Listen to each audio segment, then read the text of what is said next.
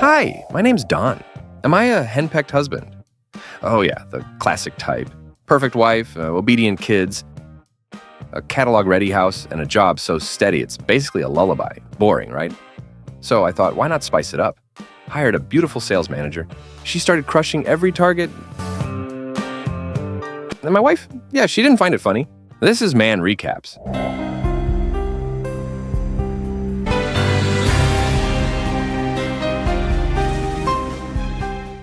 I live with my dictator wife, Mona. Our whole marriage feels like an IKEA manual. One wrong move and you're punished. Our kids, Allison and Andrew, don't get a free pass either. They've got to be the best at everything, no exceptions. And me? I work at a furniture store that Mona owns. She's the boss. I'm just the guy running errands. Officially manager, unofficially the husband without a voice. Even the bedroom runs on a schedule. 4 times a month, 15 minutes flat, not a second more. Miss the mark? Tough luck. Now wait for the next shift. And then Dusty walked into my life. My buddy Les, also our employee, told me, don't even think twice. Hire her. At least then you'll have something beautiful to look at in the store. So I did exactly that. Did you find someone? Dusty? But while I was admiring Dusty and her sales, a psycho named Murphy was admiring me. Turns out he and his gang had been watching me for a while. It all went down after yet another failed attempt to overthrow Mona's schedule and timetable. No, Dawn. Don't come home. So I didn't, but Dusty showed up instead. She'd heard the fight and decided to give me some brotherly support. I really tried to resist, but thanks, bro. I didn't mean to, but I started hanging out with Dusty several times a day. Had to get back in shape just to keep up.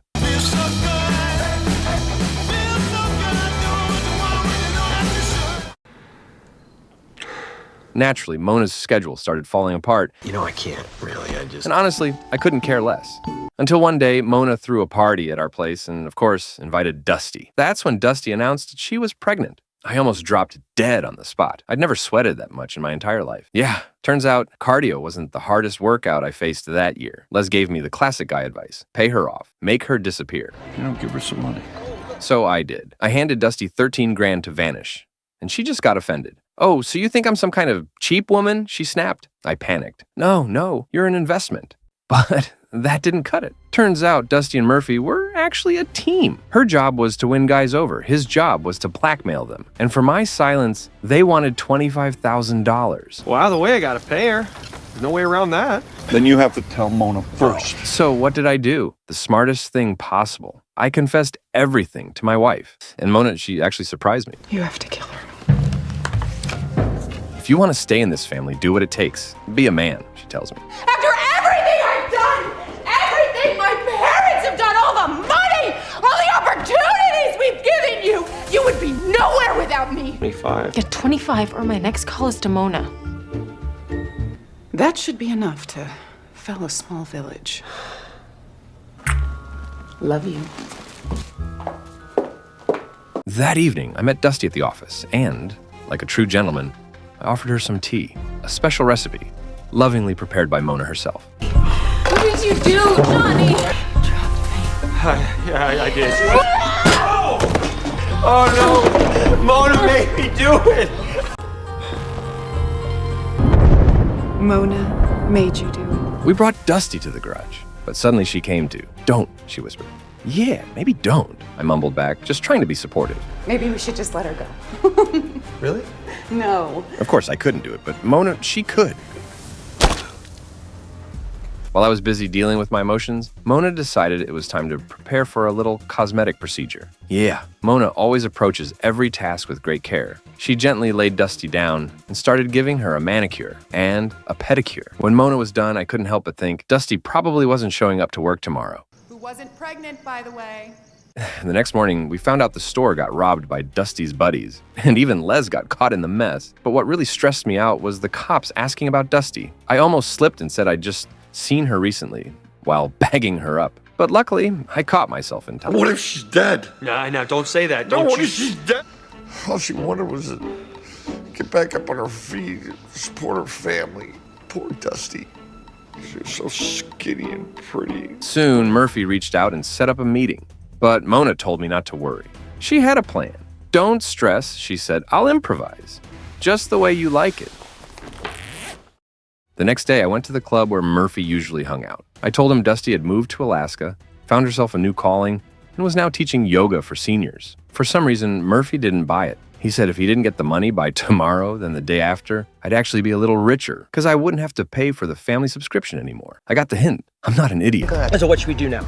Well, we're gonna have to dig her up, of course. Don, dig up Dusty and let's bring this goods over to Murphy, Mona said, in the exact same tone a woman uses when she's just planning the weekly menu. Bring the goods. Heck, what a poetic way to put it. And of course, I didn't argue. Yeah, Mona's plan was exactly what you'd expect from a straight-A college graduate. Neatly pack Dusty into Murphy's fridge, then call the cops and report that his house was a mess. Should have gone. You should have gone. Should have gone. I'll do it. I can. Mona didn't take me on the mission, said I'd been acting too weird after meeting with Murphy. So she went in herself, cheerfully loading up the fridge like a caring mom packing school lunches for the week. It all seemed done and dusted until one of Murphy's buddies showed up with his girlfriend.